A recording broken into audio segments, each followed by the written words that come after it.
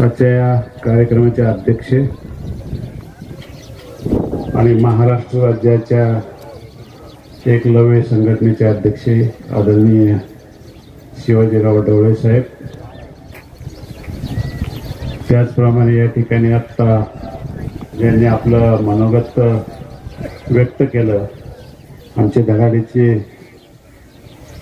नेते मित्र युवा नेते आदरणीय जयदत्त भैया धस, जे की सर्व प्रश्न सोडवण्यासाठी कायम आघाडीवर असतात. त्याचप्रमाणे एकलव्य संघटनेचे जिल्ह्याचे अध्यक्ष, तालुक्याचे अध्यक्ष, आमच्या या परिसराचा नेता रावसाहेब पिंपळे, सर्व एकलव्य संघटनेचे सर्व कार्यकर्ते, विशेष म्हणजे दूध संघाचे चेअरमन आदरणीय संजयजी गाडवे साहेब, आमचे डॉक्टर साहेब, त्याचप्रमाणे लोखंडे साहेब, बाळासाहेब निकम, सय्यद सर आणि सरपंच युवा नेते विजयजी गाडवे पाटील, संजय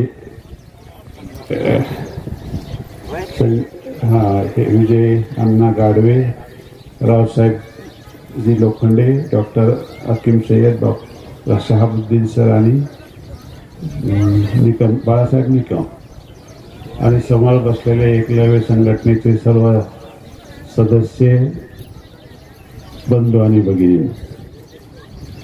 आत्ता या ठिकाणी माझ्या अगोदर जे भाषण झालं आपले युवा नेते जयदत्त भाईंचं, त्यांनी अतिशय उत्कृष्ट असं सविस्तर या ठिकाणी विश्लेषण केलं. मित्रहो, मी पण आपल्याला थोडं जास्त बोलणार नाही, कारण आमचे ढवळे साहेब फार दुरून आलेत, त्यांनाही बोलायची संधी दिली पाहिजे. एकलव्य संघटनेवरून मी आपल्याला थोडंसं मार्गदर्शन करतो की आपण खरं म्हणजे वंचितच आहात, ही गोष्ट तर नक्कीच खरी आहे. अनेक समस्या आपल्या पुढं असतात आणि आपण संघर्ष करत करत जीवन जगत असतात. परंतु एक गोष्ट ध्यानात घेतली पाहिजे, फार जुनं तर जाऊ द्या, परंतु 400 वर्षापूर्वी शिवाजी महाराजांनी जे स्वराज्य स्थापन केलं, ते आपल्यासारखे असे वंचित 18 पगड जातीचे लोक एकत्र घेऊन त्यांनी त्या काळात प्रतिकूल परिस्थितीमध्ये आपलं स्वराज्य त्या ठिकाणी स्थापन केलं आणि त्यामध्ये आपल्या समाजाचा, आपल्या एकलव्य समाजाचा खूप मोठा वाटा आहे, हे विसरता येणार नाही. तत्पूर्वी महाभारताच्या काळामध्ये एक शूर असा योद्धा तयार निर्माण झाला, जन्माला आला होता एकलव्य म्हणून. परंतु त्या काळात सुद्धा भेद होता आणि त्याला उत्कृष्ट अशी कला होती त्याच्या अंगामध्ये, परंतु त्या कलेला मार्गदर्शन असं मिळत नव्हतं आणि मिळालं सुद्धा नाही. परंतु ते असं म्हणतात ना, कितीही अन्याय झाला तर खरे जे गुण असतात ते कधी समाज विसरत नाही आणि ते वायालाही जात नाही. म्हणून आपल्याला डोळ्यासमोर त्या पुराणातलं उदाहरण आहे, एकलव्यांनी त्या काळी स्वतः शिक्षण घेऊन अगदी मोठा पराक्रम महायुद्धामध्ये केला, म्हणजे महाभारतामध्ये केला. एकलव्य म्हणजे जर मार्गदर्शन मिळालं असतं तर कदाचित तो फार मोठा धनुर्धर विद्या ग्रहण केलेला एक मोठा योद्धा म्हणून आपल्याला म्हणजे दिसला असता. परंतु इतिहासाने सुद्धा थोडा अन्याय त्या ठिकाणी केलेला आहे. परंतु असं आता तो पुराण आपण आता मार्गदर्शक म्हणून ठीक आहे, शिवाजी महाराजांचा आदर्श सुद्धा त्यावेळेस आत्ता घडलेल्या गोष्टी आपण समोर ठेवल्या पाहिजेत. परंतु मी समाजाला एक सांगू इच्छितो की आपण स्वतःला कमी समजू नका. आपला हा एकलव्य समाज जो आहे हा शूर समाज आहे, शूर लढाव्या समाज आहे. परंतु त्याला आपल्यालाच स्वतःला त्या गोष्टीचा विसर पडलेला आहे. तुमचं शूर पण खरं म्हणजे आता समोर यायला पाहिजे.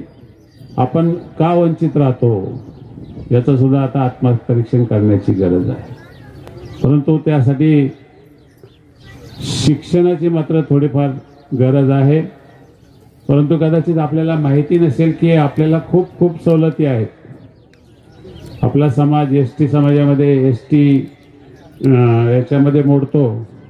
आजही एसटी समाजचे विद्यार्थी किंवा कर्मचारी मिळत नाहीत. परंतु कुठेतरी मार्गदर्शन त्या ठिकाणी कमी पडतंय आणि म्हणून आपण त्या ठिकाणी मागे. डॉक्टर बाबासाहेब आंबेडकरांनी आपली घटना लिहिताना जे संविधान लिहिलं गेलं, आपल्यासाठी जे संविधान दिलंय त्याच्यामध्ये आपल्याला खूप खूप असे अधिकार दिलेले, परंतु ते आपल्यापर्यंत पोहोचत नाहीत आणि आपल्याला त्याबद्दल कुठल्या प्रकारची माहिती सुद्धा नाही. आणि म्हणून ते नेहमी म्हणायचे की शिक्षण हे वाघिणीचं दूध आहे आणि ते दूध जर पेलं तर प्रत्येक जण गुरगुर केल्याशिवाय राहणार नाही. म्हणून आपल्याला शिक्षण घेतल्याशिवाय आपल्याला त्या ठिकाणी कुठल्या गोष्टीची जाणीव त्या ठिकाणी होणार नाही. आता मी पाहतो समोर आलेल्या भगिनी ज्या आहेत, विशेषतः शिक्षण कमी असलेल्या भगिनी दिसतात. मित्र, तुम्ही स्वतःला कमी समजू नका.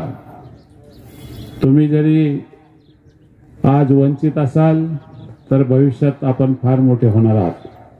परंतु आता भैयांनी सांगितलं की तुमचे हे जे प्रश्न आहेत हे नक्की खरं आहे.